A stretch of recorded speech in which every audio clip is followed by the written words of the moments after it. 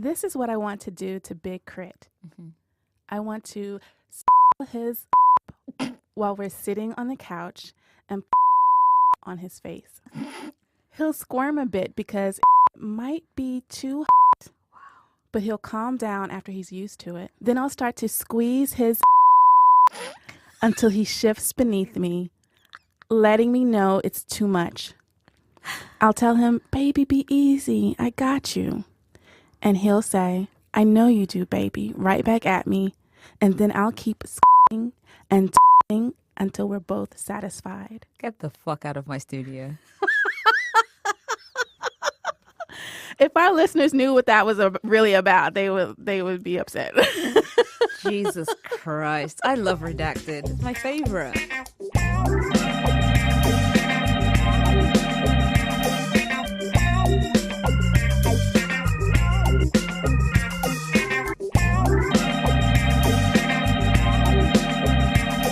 Hi, Bill. Hi, Nicole. How are you? Do you know what? I'm very tired, but my skin looks amazing. It does.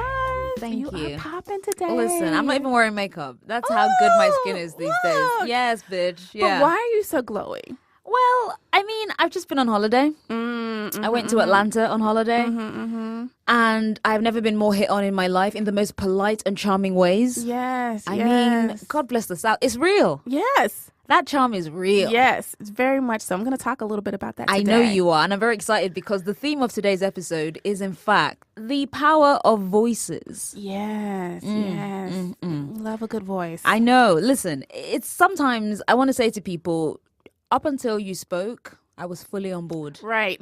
And now I am completely off. I'm on dry land. It's such the voice can change a lot of things. Really can. It's interesting. One of my favorite little comfort food TV shows that I watch is Heart of Dixie. Yes. Yes, we mentioned this on the show before.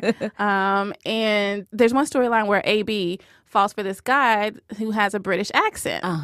But it turns out he's actually suffering from this very rare condition where he gets a migraine to the point that his accent changes. Sure. It's called foreign language syndrome. Sure. He actually sounds like an Alabama Bubba. So when he gets the treatment and he goes back to his original accent, AB is no longer attracted to him. Fair enough, sis. Fair You enough. Listen, I've done that. I mean, I've never had someone who had foreign, whatever the fuck that syndrome was called.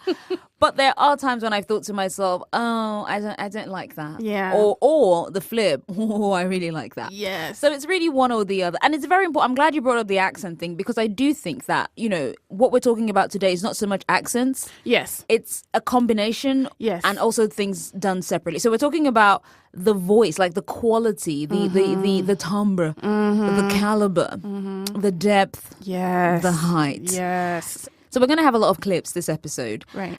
Which is a good thing because for once we get to fully illustrate because we are talking exclusively about voices today. And of course, all voices have different uses. So they affect us in different ways. Right, yeah. So sometimes they're there to, you know, yes, of course, invoke desire and put the little chills on the back of your neck.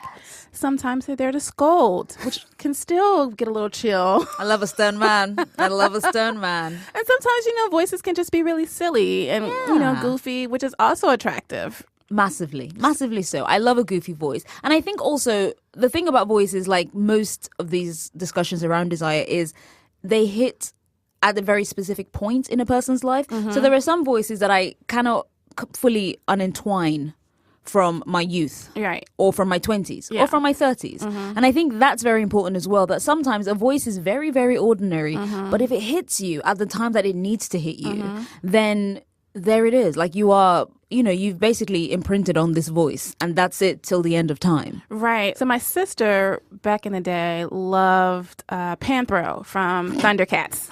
Amazing. Okay. And I heard and I was like, oh, yeah, I can understand why she likes his voice or whatever. Then I got older and I found out that the man who voiced Panthro played Heathcliff Huxtable's father on The Cosby Show. And I was like, no, he's a granddaddy. How did he have this sultry cat voice? Listen, sometimes granddaddies have that voice though. There's nothing wrong with the granddad. I rather tell thee what is to be feared than what I fear. For always I am Caesar. There are basically a million circumstances for a million voices, and we are going to delve into just a small sampling this episode. Are you ready, Nicole? I'm ready. Let's do it.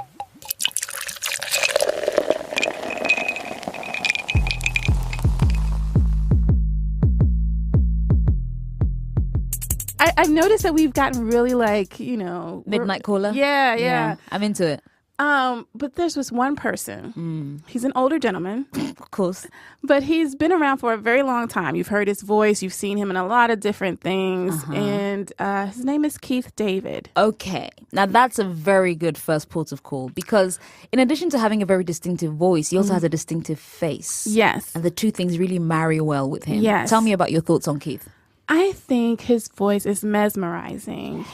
It's deep, of course, but he also has such control over it to make it kind of growly. Then we've talked about a stern man. You like your stern man. I do. He knows how to do that, very careful, articulate scold, right? Like right now, he's on a show called Greenleaf. Oh, yes, he is. He's playing a preacher. Yes, he's the patriarch, isn't he? Yes. And it's such a perfect voice for a preacher in this, Southern church, mega church kind of, atmosphere because he will enrapture his audience. He's just standing there and he's tall, he's imposing, and he's just all of this. So back when I was younger, he voiced a character called Spawn. Yeah, he did. Yes. Spawn was this man who went to hell and came back to be this kind of anti-hero. Same. Also, my life story is Spawn. Sure. So I want to play a little clip from this fan-made video where they took a lot of the best quotes from Spawn. Okay. I just want you to hear his delivery with some of these outrageous lines. I'm ready. I've come to take you to hell. This is getting embarrassing, this Wanda fetish you have.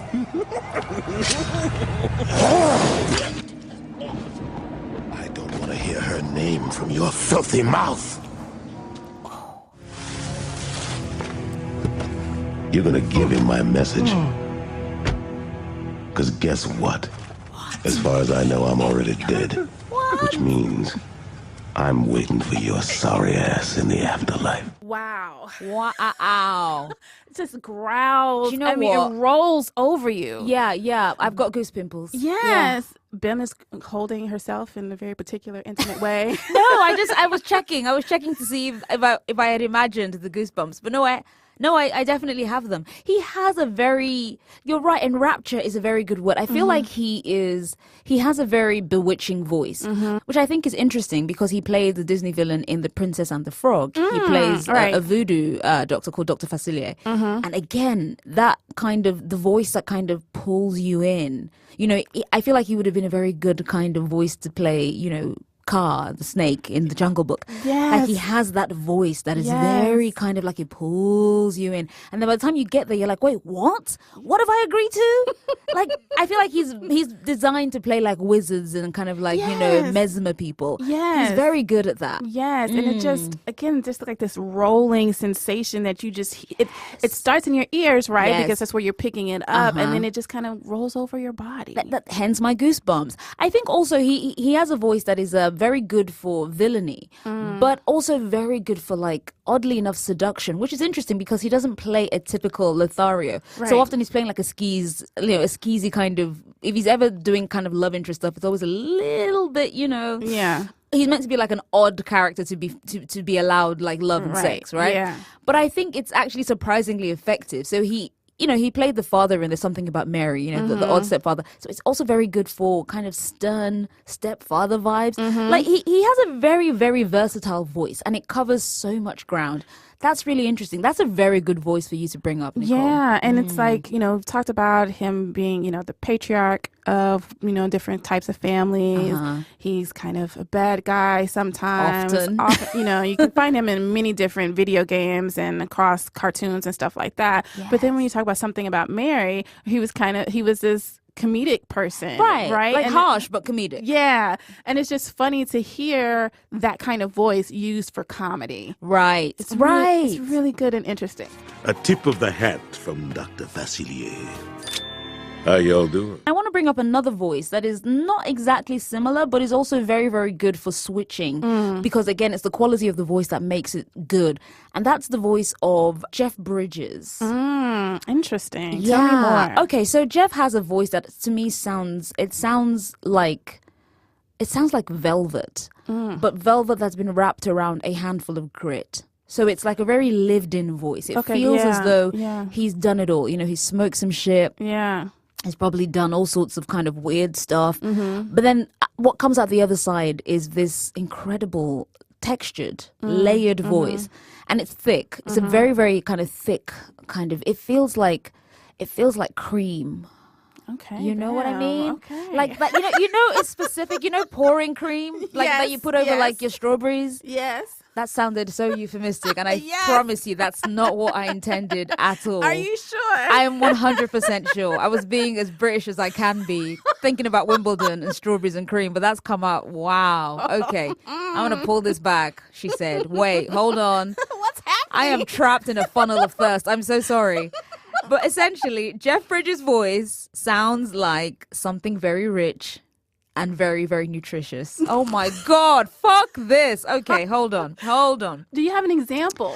So the thing about Jeff Bridges is that he has like a very distinctive voice, and that's because he's played very distinctive characters. Most notably, of course, he's played the dude in The Big Lebowski. It's known for its like chilled, laid backness. It's this incredibly soothing stoner. The man wears a fucking dressing gown as like his day clothes. You know what I mean? Like this is someone who is he doesn't really have purpose. And so it was very interesting for me to see him in 2008. Shout out to the MCU. Iron Man started a whole movement. But I think about the character he played in that, and that's like a real villain called Obadiah Stane. First of all, great name. I want to name my dog Obadiah Stane. Like that's just a good. Imagine shouting that in the park, Obadiah.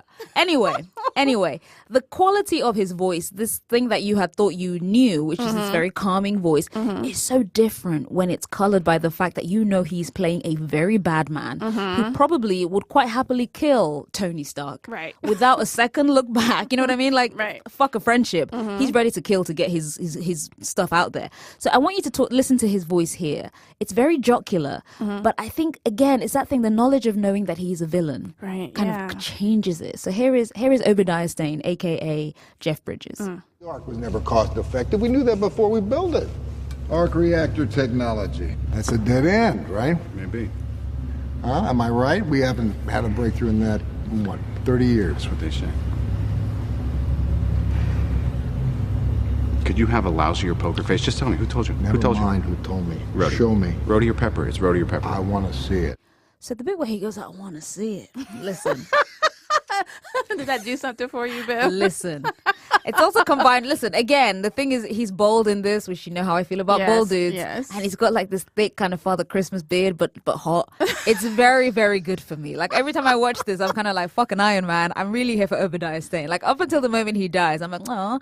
But my point is, I just love Jeff Bridges' voice. It sounds just like, again, I mentioned this like earlier on, I think last season, about Tony Goldwyn's voice and how it sits in your belly.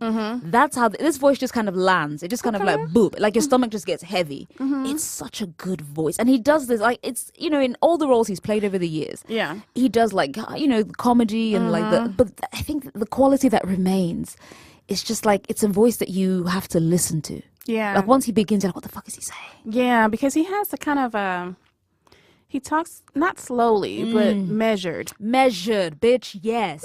That's it. It's measured. It's like he's kind of like doling it out in very specific doses. And you're like, yes. And the thing is, the more you hear, the more you want. Yes. It's just a good voice. And it makes me feel things. Sometimes good things, but sometimes also like that feeling of foreboding where I'm like, what the fuck's about to happen? He does that really, really well. I'm going to have to go back and watch Iron Man off of this. Bitch, you should. That's all I'm saying. I feel like that's a little evening snack for you. You will be in the blue chair near the window. You will turn, fold the corner of the page in the book you are reading, and rise to kiss me now.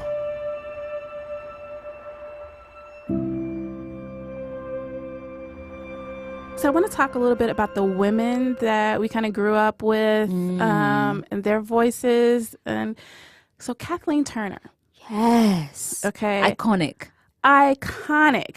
What a voice. I remember reading someplace, either reading it or watching her on Oprah. I can't remember now. But she talked about what she would do to get her voice to have that kind of deep, sultry sound. And she would practice speaking with erasers in the back of her teeth.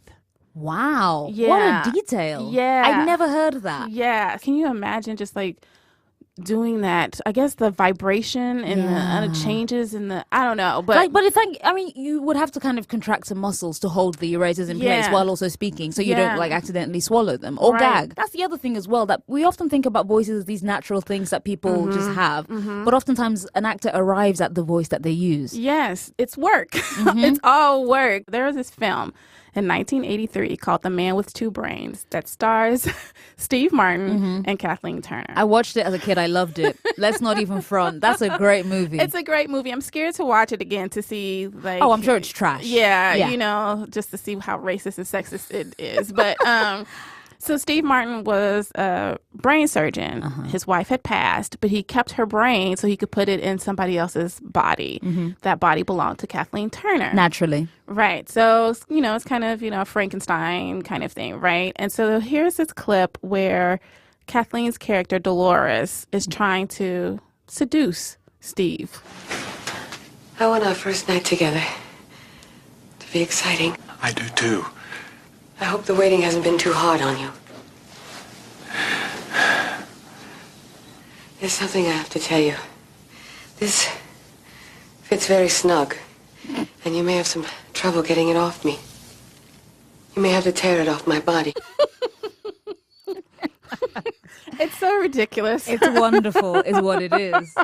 I feel like that kind of comedy, sadly, is too gone now. But it was great. Yeah, and you know, she poked fun at her sexy voice, at her sex appeal. And there is another really quick clip that I want to play that I think many of our listeners are also familiar with, and that is from Who Framed Roger Rabbit. Listen. Kathleen voiced Jessica Rabbit. An icon, an angel. You gotta have the rabbits to make the scam work. No, I love my husband. You've got me all wrong. You don't know how hard it is being a woman looking the way I do. Yeah, well, you don't know how hard it is being a man looking at a woman looking the way you do. I'm not bad. I'm just drawn that way. Ugh, what a line. What a beautiful fucking line. I think about that, you know, the genius of that line. I'm not bad. I'm just drawn that way. It's so good. Gosh, you know? Yeah, and it's interesting because on one hand, we have Kathleen Turner with a very deep, sultry, kind of just, you know, melodic voice. Yeah. And then you also have someone like Jennifer Tilly. Yes. Who had this kind of baby girl, breathy kind of voice. Yes. That was also seen as like this, you know, epitome of sexiness. Right, but also silly sexiness. Yes. You know, almost like a parody of like ingenue kind of starlet voice. Yeah. So I'm going to play a quick clip from one of my favorite TV shows of all time, Frasier. I knew you were going to use that clip. I love her in this episode.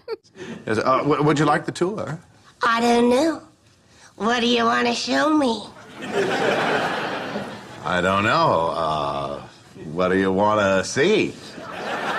What would you like me to see? Whatever you came here to see. And what did I come here to see? Is there an end to this? Because I'm starting to feel redundant on my part. Oh, I love that episode. I love Jennifer Tilly. And it's interesting. Yes, her voice is very breathy, but also it's meant to be quite guttural. Yes. And also it's interesting because her voice also is meant to connote lower class. Yes. And that is very interesting to me, that if a voice is somehow earthy and if it is somehow kind of like coming from the gut, you know, you can really hear the diaphragm in that. I think it's amazing to me how basically the connotation of a working class voice, yes, especially compared to someone like Frasier's voice. Yes. You know, it's a very interesting thing about the ways in which voices are employed to tell a story that goes beyond what is being said. Mm-hmm. And I love that episode in particular because she's, clearly an undesirable partner for Frasier. Right. But God bless Jennifer Tilly because she is great in it. She remember she played The Bride of Chucky? Yes. And she was great in that as well. Yes. She has such a smooth, but also kind of like grainy. It feels to me like a Diesel voice. Yes. I'm going to play a clip where she's asked about her voice and how it's perceived as being sexy. Because Jennifer Tilly also plays poker. So that's the context of this interview. She's being interviewed at a poker tournament. Because when I was stalking you on the internet, everyone is completely obsessed with your voice.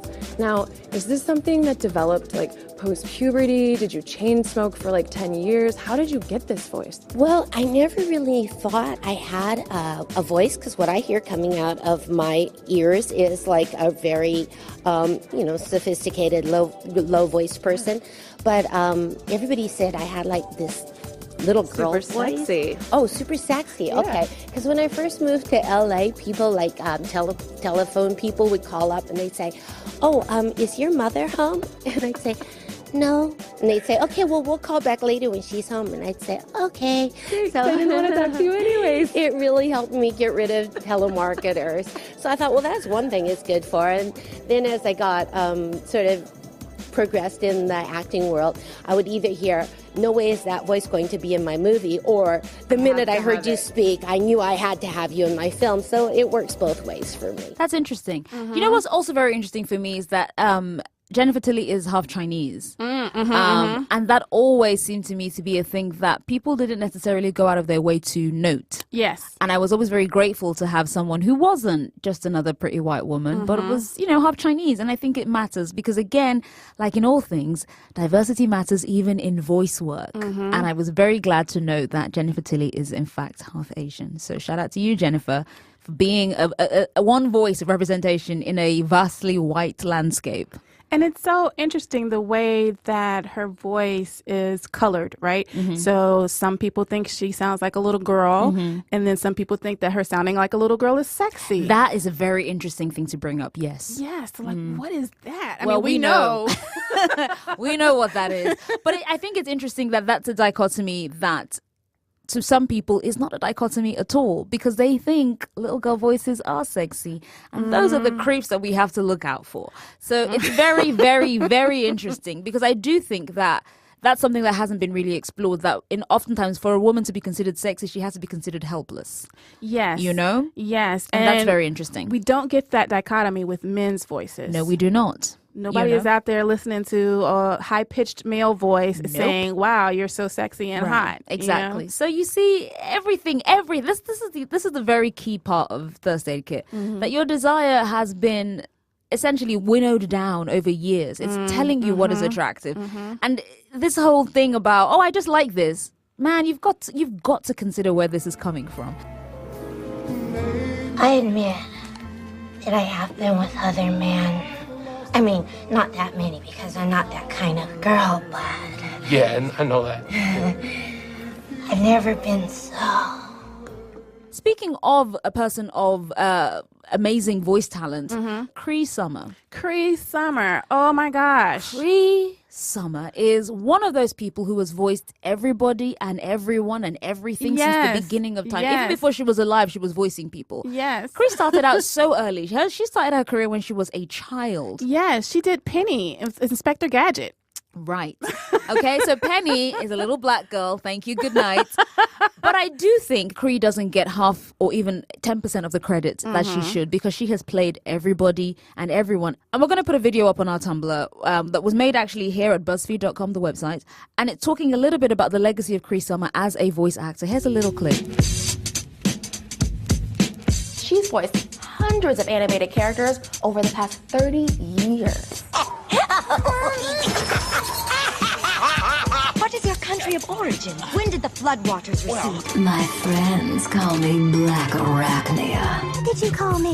Bring it. Drop it like it's Can I hot. get a witness? So just a few there. Imagine working for 30 years, primarily behind the scenes. Like, we only hear the voice. Yeah. So you want to talk about the power of a voice. We're talking about a voice that essentially shaped a generation of people who watched animated shows. Right. Cree Summer is that bitch. And I am so, so excited that she is still working. Yes. She's still out there. hustling. She's getting paid. Yes, she is. I hope she's getting paid She well. is. She Listen, should be. I love her voice so much that I follow her on Instagram to catch sight of her with her little baby daughters. Yes. And it's just a delight. Every time I see her, I'm just delighted. Someone's stealing that jet. Where's Uncle Gadget? But we're going to move on. We've done like a little foray into like lady voices. But there's another voice that you in particular are a fan of. And that is a Danish actor. Oh, yes. You've already expressed some thoughts about how you feel about him. Listeners of our previous episodes may have heard Nicole wax lyrical, amongst other things, about Mads Mikkelsen. And you love his voice. I do. And it's not even like particularly deep or anything. But again, this is someone who has such control over the tool of his trade. Sure. He's such a beautiful, strange, sexy, haunting, He's hot like a snake. I want him to do many things to me. Sure. Okay, so he has a series of commercials of a beer in the UK called Carlsberg. Yes, we love Carlsberg in the UK. Sure. And I have spent so much time looking on YouTube at these commercials because they're, funny and weird sometimes. I'm going to play a clip from one of my favorite ones. Greetings. They're a minefield. 2 kisses on the cheek, but then how many kisses? A humble handshake. Not that firm. Never floppy. Fist bump. Yeah, it's good, but complicated. Oh, my personal favorite.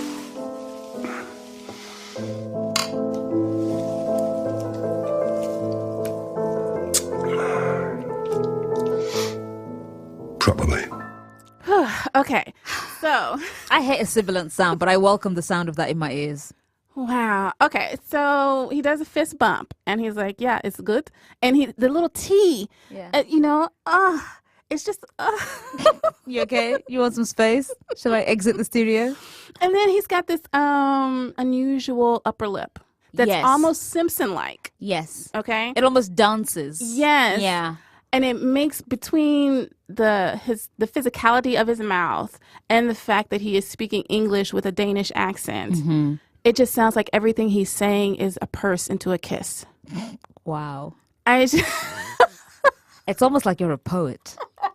A thirsty, thirsty poet. Oh my gosh. And then you can hear like the rasp at the back of his voice sometimes when he deepens it. Yeah, sure. It's just so much for me. I can tell. Oh my gosh. Okay. Now, he was on a television show called Hannibal. Tumblr was very, very in love with Hannibal. Yes, because it's beautiful. That it is. I mean, it took me 2 tries to get into it because I don't like horror either, and it was very graphic. Uh-huh. It took several times for me to get into it. Right. But I recommend it if you can get past the gore. Hannibal, his character, is... it's called Hannibal Lecter, the serial killer. Yeah. He eats people. Sure. And then there's Will, who they kind of have this... I don't know what kind of relationship you want. There's tension. There's tension. And Will is played by Hugh Dancy. Yeah.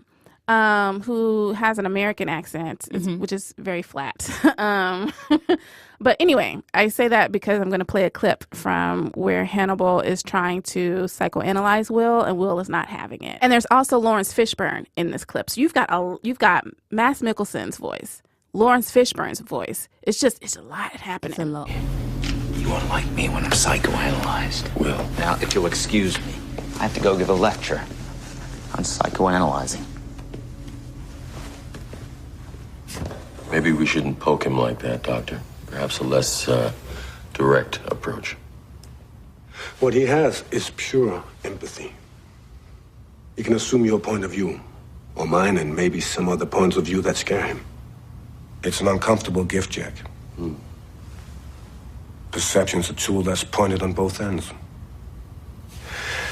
This cannibal you have him getting to know, I think I can help Goodwill see his face.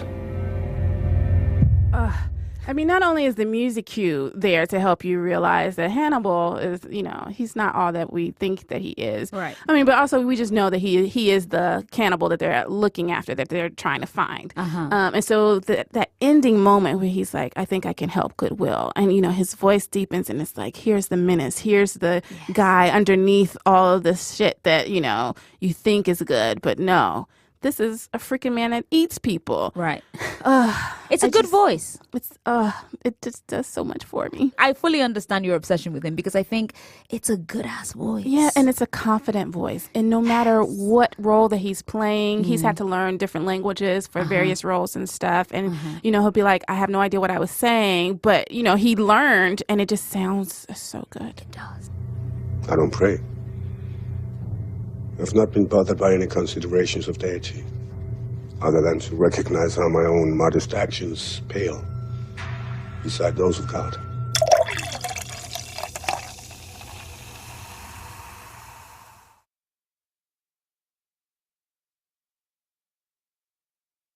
So in the UK, we have a coffee brand called Carte Noire. And for a while, they were doing this series of actors reading from great fiction. So they're reading from Austen and I think from Tolstoy and so on and so forth. And after a while, they moved on from that. And then they just had people just saying things that they thought women wanted to hear. This is part of their whole marketing thing. And so they had a character. And it was, I think there was one that was called Mr. Cool. And there was another one called Mr. Sexy, I think. And there was one called Mr. Romantic. Now, I don't know if anyone has seen the movie The History Boys based on the Alan Bennett play. It's very, very good. The play itself is very good. And of course, the film is also quite good. But there is a character in there who doesn't have a lot of lines, doesn't say that much. It's a chap called Samuel Anderson. And I just want to play a very short clip about him where he's made a cup of coffee and he's basically saying the things that are designed to, I guess, make you feel good. It's kind of like a proto-drabble. How do you like your coffee? How about smooth, aromatic, and with a long conversation about you? By the way, I think you're right about that lady at work. She's clearly jealous of your hair. Oh, okay. So I feel like this is our first big British voice. Sam Anderson has a voice that I just want to spread on toast. Like, it's just nice. Yeah, that's a biscuit voice right hey, there. Listen, just sup it up. It's a good voice. Also, it helps that the shell that the voice comes in is also quite attractive. Yeah. He has these eyebrows and these intense eyes. It's very good. So I just want to mention that because it's graduating into my whole thing about British accents. Samuel Anderson is a way, he's the doorway through which I can really talk about my focus this episode, which is Mr. Andrew Lincoln. Oh, boy. Listen. Long-time listeners of this podcast know that he is perhaps my greatest crush. Ongoing, forever, ever, amen. Look, I'm here now. A lot of people are here now because you helped me right at the beginning. So Andrew Lincoln has a mishmash of accents because so his father is British, but his mother is South African. And they moved to Hull and then they moved to Bath and Somerset. And, he's done all sorts of things. He ended up at RADA. I think he's also one of those people who picks up accents and kind of they influence how he speaks. She said in a weird mid-Atlantic drawl herself. But the thing about Andrew's voice is that it is less about the accent than about some very specific tics that he has. So he does this thing where he draws breath through his teeth a lot. Okay. So he'll be talking and then he'll just kind of go, and I don't know what it is. That's some... It's good. Nasty shit. No, listen. Because it just makes you instantly, you're kind of like, what are you taking a breath for? It's very, very fucking effective. And it means that he... Stop dancing in your chair.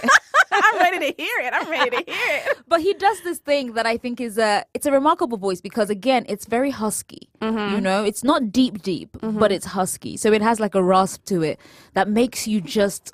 it makes you think of like something crinkly but good. So it's like Christmas wrapping paper. Oh. It's just like, there's a promise of a gift. I don't know what it is, but I want to unwrap it. So he's recently been recruited by Pottermore, the Harry Potter world people, to narrate a new book from Pottermore. It's about Quidditch through the ages. And here is a brief bit where he talks about his involvement in this series. I think I've done some of my finest work by the bedside when I'm an unemployed actor. But my children are sick of the sound of me now, so they're on their own, and they prefer, frankly, Stephen Fry.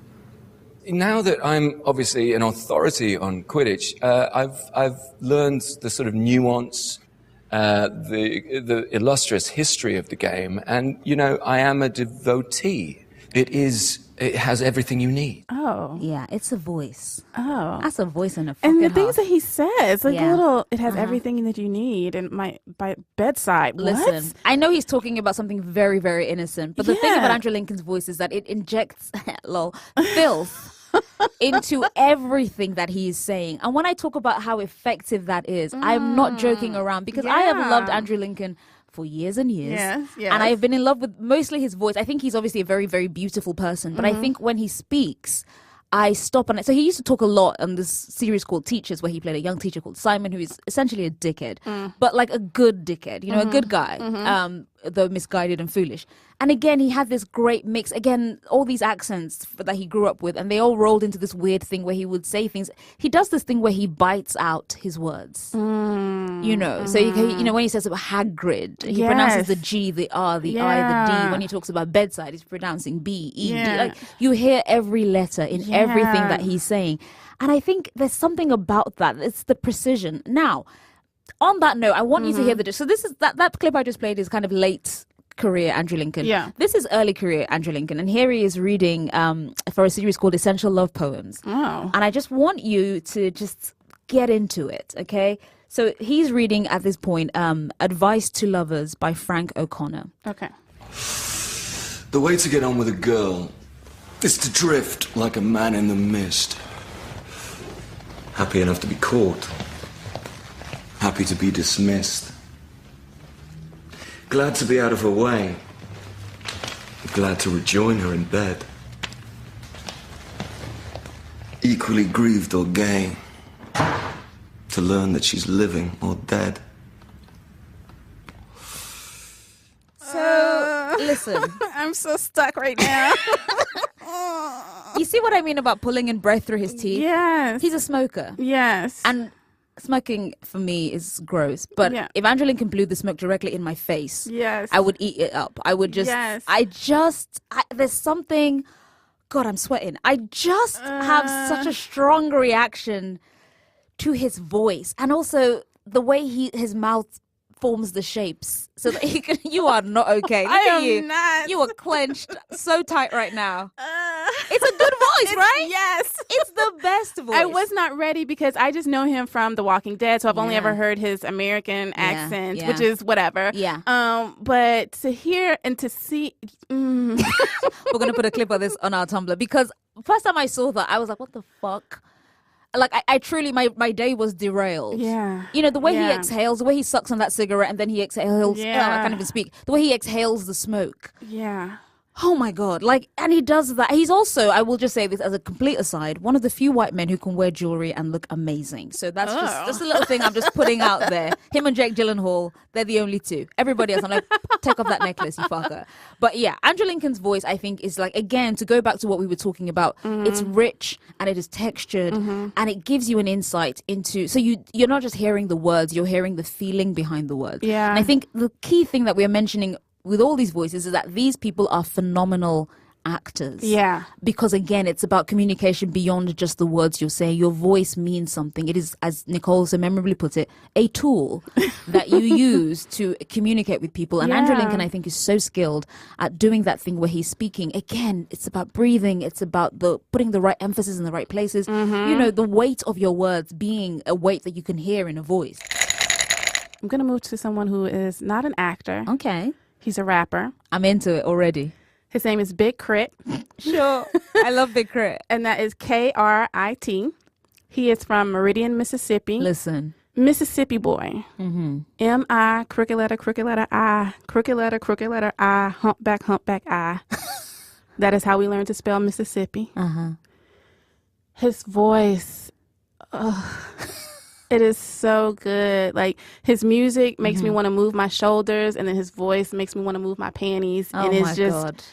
Ugh, You sound so South right now. It's horrible. I love I mean, you know, obviously I'm a Southern it. woman. Yes, you are. So those are the first voices that I hear. Right. And, you know, you talked about the strawberry and cream of a voice. For me, it is that candied yam kind of sweetness that's thick and goes really good with something kind of bitter like greens, you know, and it's just like kind of stuff. I love it. And it's also just, you know, Southern accents don't get too much love. And, you know, we talked about this in the first episode when we talked about Andre 3000, that people think Southerners are dumb, that, you know, our accents are laughable and whatever.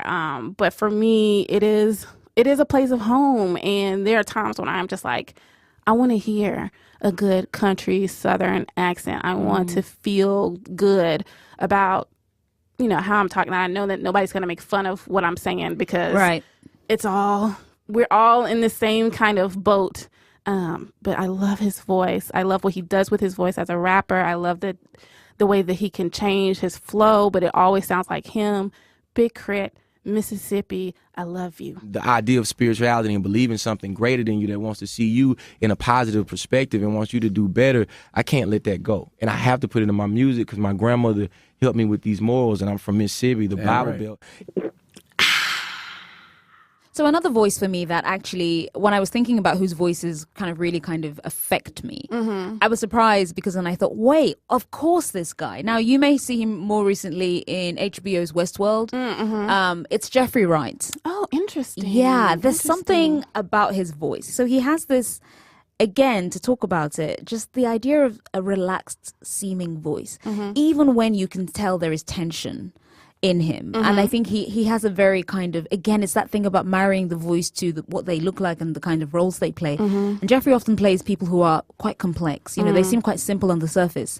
And then you go in just a little bit deeper and you think, Jesus Christ, you are messed up. Or you have all this history, you know? And I think that's a key part of kind of his allure. So for me, the big realization that his voice was something special was in Cadillac Records, which is a movie from 2008, which most people have forgotten about, but it starred Beyonce and Adrian Brody. It's a very weird little movie, but it's great.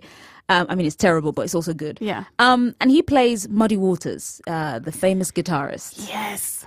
And he, you know, he's kind of he's a musician, so he's very kind of vain and creative and all these other things, but he has this voice to him. And, you know, Muddy Waters is not known for his voice. He's known for his guitar playing skills, right?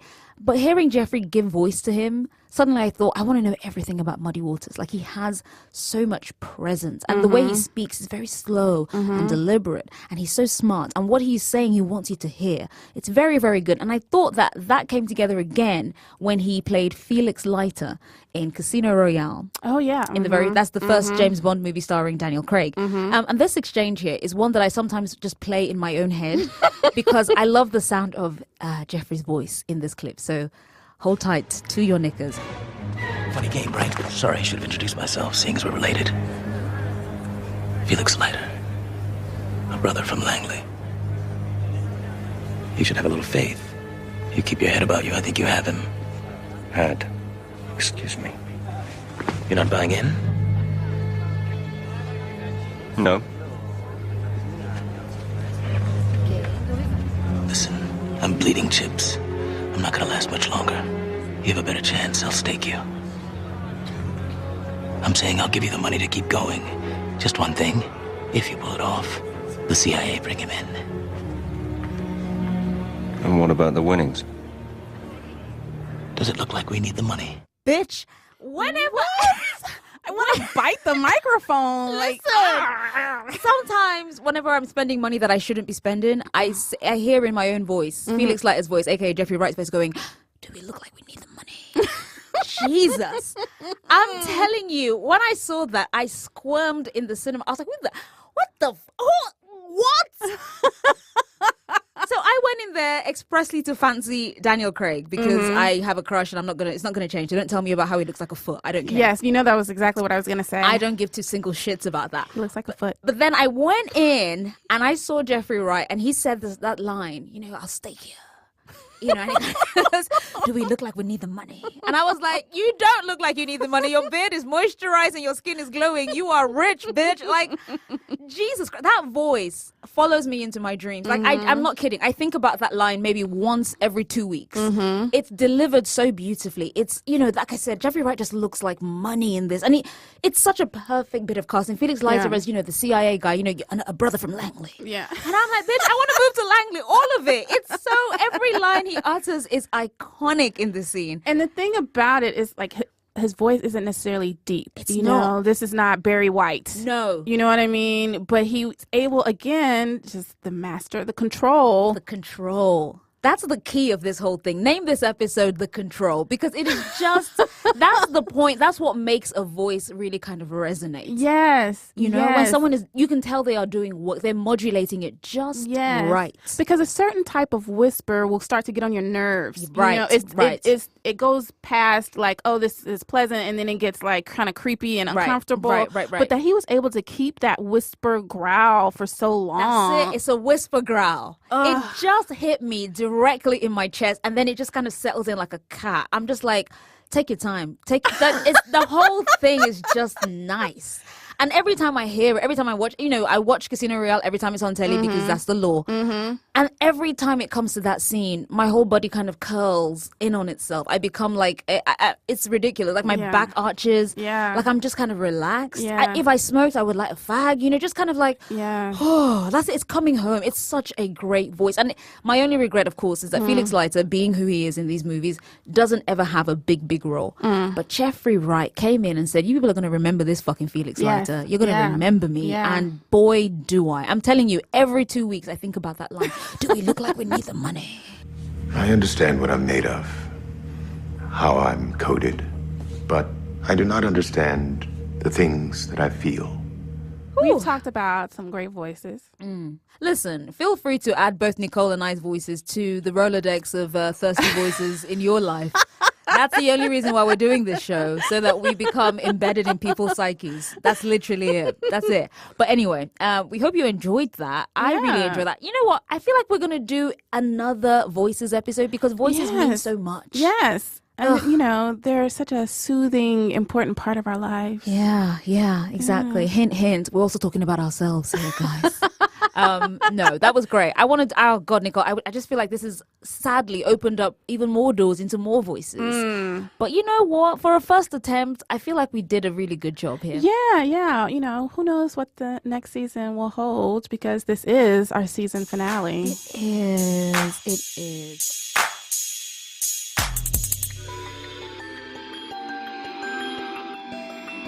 Okay, Bem. Hi, Nicole. Hi. You said that with intent. You're going to do something terrible to me, aren't you? No. This is good. I'm going to talk about Mads Mikkelsen's voice. Okay. Well, I really don't mention his voice much in this. I'm shocked. You're such a thirst bucket for Mads Mikkelsen. It's not even funny. So I feel like I should brace myself. I'm gonna hold on to the sides of my chair because I feel like shut up. You always say that, and then next thing I know, there's like 5 million emails. Oh my God, Nicole, what the fuck? And I'm like, same listener, same. I just read the fucking thing. Okay, we're ready. God, we're ready. All sure. Right. Do a little dance. Okay. Mads stands in the middle of his large walk-in closet, a room the size of my first New York apartment. He's in a pair of black dress slacks, open and undone, and a similarly unbuttoned white shirt. He turns to me, a frown between his brows. The unfastened belt at his waist makes a small jangle. Shut up. Should I wear this? I hate these things, he grumbles. We're attending an award celebration. He's not nominated, but he is presenting a category, so we have to go. I look at the suit I'd placed on the valet stand earlier. There's nothing wrong with his suit, but he's already told me he'd rather stay home. He smells clean, freshly showered with a hint of expensive tobacco. It's not unpleasant. It smells like him and makes me wonder how much time we have left. I move in front of him and begin to zip his pants up. I button them and clasp the belt slowly, keeping my eyes on his. His petulant frown smooths away, and he raises a hand to my face. He's careful not to smudge my makeup, but he brings a thumb very closely to my bottom lip. He looks at it before matching my gaze again. He leans close to my ear. We'll come home as soon as we can, he promises me. I'll meet you here in your pretty dress. He kisses my neck and my hands go still. Why are you sucking your teeth at me? Shut up. You said he had like a fucking valet stand in his bedroom. Yes. Get the fuck out. Oh my God. I hate how detail oriented that fic was. That was so perfect. Ugh. See, and it was nice. Shut up. There was nothing, you know. No, yes there was. What, you're fastening his belt while maintaining eye contact, bitch? Yes. What? No. I'm fastening it. It's not like I was unbuttoning it. Shut up. I don't give two single shits. The point is, at some point, the trousers were undone. Yes. Yes. And your hands were there. Yes. I mean, yes. Stop saying yes. I'm not Mas. Turn your gaze away from me. He's such a strange little sexy thing. I just, you make him sound like some kind of sex pixie. Yes. You know, he is. I know. That's the thing that gets it. Like, you say it and I see it. I'm like, yeah correct. Like a real, like, wood sprite, you know, just like sprite. I have some photos that I'm going to send you where he is exactly a wood sprite. That's exactly the phrase. Oh my God. Pull yourself together, woman. Come on. I think I'm crying. Your eyes are watering from anticipation. I can't believe it. Okay, but what do you have for us today? I mean, it's not that. We don't have a fucking valet where I'm at. I just thought, if Nicole can do that, maybe I too should try something different. So it's still domestic because that's who I am, but it's got like a different feel. Okay. And I went for Mr. Jeffrey Wright. Ooh. Does it look like we need the money? Let's never forget that. I bloody love his voice. All right, here we go. What are you doing? Jeffrey's voice was raspy, drawn from the depths and rusty from disuse. It pulled my head up from where it had been, resting on my slumped forearms on the side of his bed, waiting for him to wake up. It had been 3 days, but somebody was answering prayers today. You're awake, I mumbled, and my voice broke on the second syllable, coloured by relief and gratitude.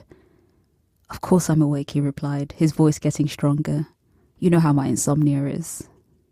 His smile was as weak as his joke, but so welcome. I smiled back, feeling the barely banked tears choke me slightly, but biting them back.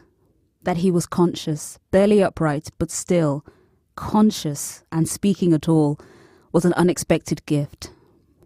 I was so scared, I started. Shh. He cut me off. Don't cry, he whispered.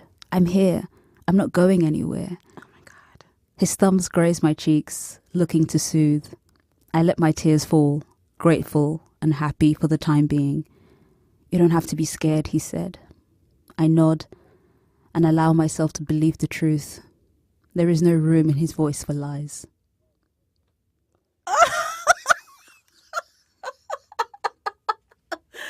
I cannot believe. Okay. Go on, finish your sentence. I mean, was he in a coma? Was he like... Who the fuck knows, man? Fill in the blanks. I like to leave room for the reader. Okay. Create your own adventure. Why is he unconscious? Who could say? Is he in a sex coma? Who can tell? Did you put him in a sex coma? I did not put him in a sex coma. How dare you? I'm a good Muslim girl. I hugged him to sleep. It was fine. Yeah, cobra, python. I don't know what snake does that. But No, there it is. let's not talk about snakes. Just stop it right there, madam. Just put a pin in this shit right now. Enough. Okay. Okay. All right, thirst buckets. We're gonna put a poll up as soon as we both collect ourselves. It might be a while though. At least 24 hours. And you will get to vote. But again, everybody's a winner. Everybody wins. That's the joy. I mean, truly, I will miss doing fanfic wars with you, Nicole, Yeah. because honestly, it's one of those things that every week I think to myself, what am I cooking up this week? And how can I make sure that it at least is on the same level as Nicole's like magic? So that's like, you know, you're making me better. You're making me a better, more expressive writer. So thank you, Nicole. That's so sweet. Thank you. Because it also challenges me, fanfic wars, because I'm trying to, you know, I tend to do a little more of the, you know, the sensual, shall we say? Yeah, you do. And then sometimes I'm like, you know, what if there's no sex? There's no whatever in this. What if it's just two people being intimate without all of that? I'm happy to be the person that's removing sex from your life, Nicole. Well, I mean, it's a reflection of my life period right now. Wow. Wow. I love a TMI. Like we said, it'll be on our Twitter, which is Thirst Aid Kit on Twitter. And we'll have a little poll up for you, and you can decide which is your favorite. That will be either Jeffrey waking from a completely normal coma. That's not sex related at all. Or it will be fucking Nicole in Mads Mikkelsen's walk-in closet helping him get dressed for an awards presentation, for fuck's sake. Listen, pick one, but ultimately know that you are picking yourself here, okay? Aw, Everyone's that's a so winner. Sweet. Oh my God. Isn't that something? Emotional today. You're What just is picking some happening? desire. You're allowing yourself to feel some feelings. Yes. And that's the point of Fanfic Wars at its basic core. So strap in and read up and all that good stuff and vote. Thank you so much. We love you.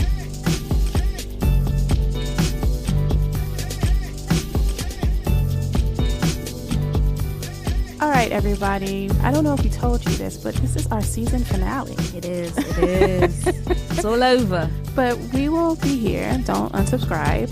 We're going to give a lot of goodies to you over the course of our little hiatus. Exactly. Everyone needs a break, and that's what we're doing. We're going away so that we can come back and be stronger, which is what you want, to be honest. You know, we want to be at the height of our thirsting abilities, and to do so, we need to take a little summer break, which I'm sure you'll appreciate.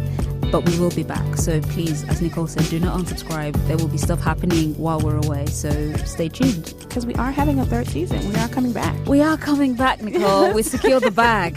We're coming back for a third season. I'm excited. Thirst Aid Kit is produced by us, Nicole Perkins and Bim Adewumi, Julia Furlan, and TK Duterte. We also want to thank the Pod Squad at large, who are amazing and helpful and supportive and encouraging every single day. Yes.